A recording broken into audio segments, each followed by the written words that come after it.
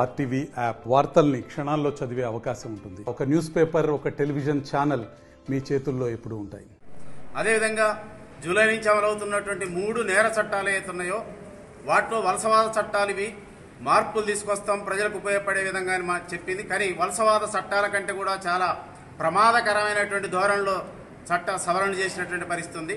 ప్రశ్నించే హక్కు లేకుండా, ఉద్యమాలు రాకుండా, ఉద్యమాలు చేసేటువంటి వాళ్ళ మీద రేపు కేసులు పెట్టే విధంగా, పోలీసు వ్యవస్థకు సర్వాధికారాలు ఇచ్చే విధంగా చట్టాలను మార్చింది.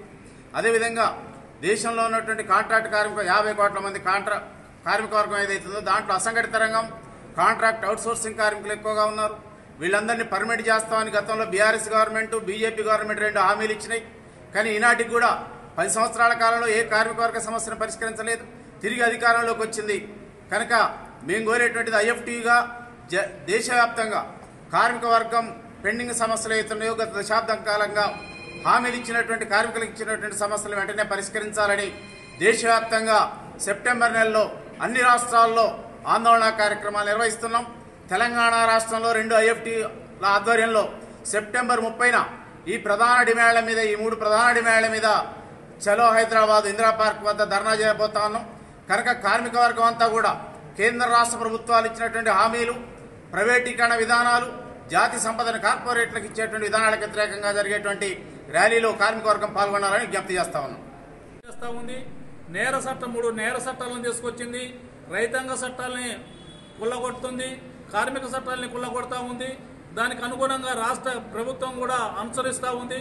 ఈ కార్మిక చట్టాలని సవరణ పేరుతో తీసుకొచ్చిన కార్మిక చట్టాలని విత్డ్రా చేసుకొని కార్మిక చట్టాలని ముందుకు తీసుకుపోయి యథాతథంగా ఉన్న కార్మిక చట్టాలను యథాతథంగా నడిపించాలని చెప్పేసి లేబరు ఇప్పుడు భవన నిర్మాణ కార్మికులకి సంక్షేమ బోర్డు ఉన్నది. ఆ సంక్షేమ బోర్డుని ప్రైవేట్ సంస్థలకి అప్పగిస్తూ ఉంది. అసంఘటిత కార్మికులు రోడ్డు మీద పడతా ఉంటే వాళ్ళకి దిక్కు దివాణా లేకుండా వాళ్ళు జీవనం గడుపుతూ ఉన్నారు.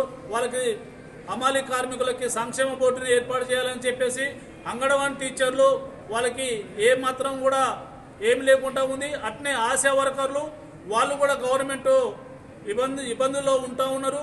వాళ్ళకి 26,000 రూపాయల వేతనాలు ఇవ్వాలని చెప్పేసి గ్రామ పంచాయతీ కార్మికులు వాళ్ళు గ్రామానికి అనేక రకాల సేవలు చేస్తూ ఉన్నారు. వాళ్ళకి కూడా ఎలాంటి పరిమితి లేదు, వాళ్ళకి చట్టబద్ధత లేదు, వాళ్ళు బానిసలాగా పనిచేస్తూ ఉన్నారు. వాళ్ళకి గవర్నమెంట్ చట్టబద్ధత కల్పించాలని చెప్పేసి ఇక్కడ ప్రాంతీయ సదస్సు అనేక కార్మిక సంఘాలకు సంబంధించిన సమస్యల్ని పరిష్కరించుకోవాలని చెప్పేసి ఇక్కడ ఖమ్మంలో ప్రాంతీయ సదస్సు ఏర్పాటు చేసుకున్నాం. ఆ ఏర్పాటులో భాగంగానే ఇక్కడ సదస్సు జరుగుతూ ఉంది. కామ్రేడ్స్, మరిన్ని వీడియోస్ కోసం ఛానల్ ని సబ్స్క్రైబ్ చేయండి. లేటెస్ట్ అప్డేట్స్ కోసం వాట్సాప్ ఛానల్ ని ఫాలో చేయండి.